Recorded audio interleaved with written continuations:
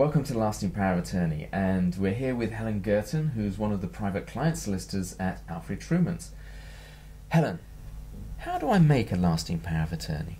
Well, there's a series of forms to complete, and as far as those forms are concerned, you have to have a reasonable amount of information. Obviously, as far as you're concerned yourself, that's relatively easy.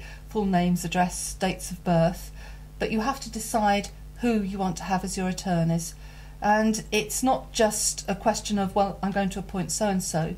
You do need to give consideration to whether you need to appoint more than one attorney, whether you've got any affairs that may need to be dealt with by a specialised attorney, perhaps appoint them with regard to those matters specifically, and indeed whether you want to put any restrictions or guidance for your attorneys into the power when you make it. You also have to think about a number of other things. The lasting powers of attorney have been drafted on the basis that they will be secure as far as the person giving the power is concerned, and that means that you have to have somebody called a certificate provider, and that person will be a person who will say, you're not being forced to sign this, and we're perfectly happy that you understand what it means.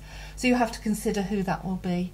There are other safeguards as well, so you'll have to consider perhaps other people, and indeed whether you want to have your attorneys to act together or together and separately.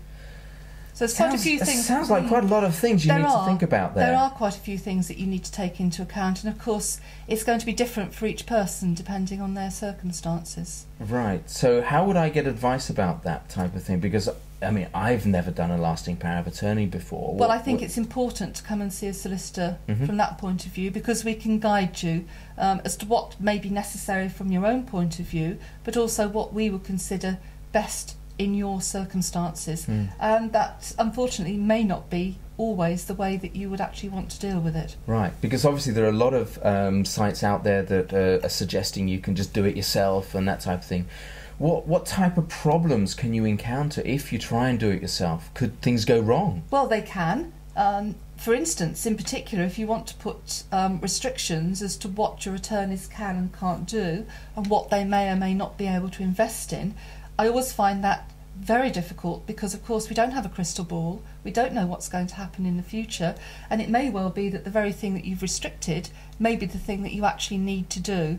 So those restrictions have to be looked at very carefully, just to ascertain, well, is this going to be workable in the future? Is it a good thing for you, for your circumstances as we might envisage that they will be. Right, so when you're putting together a lasting power of attorney on behalf of a client, you would actually go through all of these questions and ask the right questions to really make sure they've considered... Yes, to ascertain exactly how they would want it to work. In particular, if you're appointing professional attorneys as opposed to family members, it is important perhaps to consider some sort of guidance, but perhaps not restrictions. Of course, you appoint somebody professional, they will know you to some extent, but they don't know you as well as a family member. If you're appointing family members, then to some extent I would assume that they will know what you want because it's within the family, and you're appointing them to trust them to know what to do, how you would do it yourself. So Helen, thank you very much for having me in today and for sharing all your wisdom with us. Thank you. For all your lasting power of attorney needs, contact Alfred Truman Solicitors now in Bicester on 01869 360079 or in Buckingham on 01280 822217.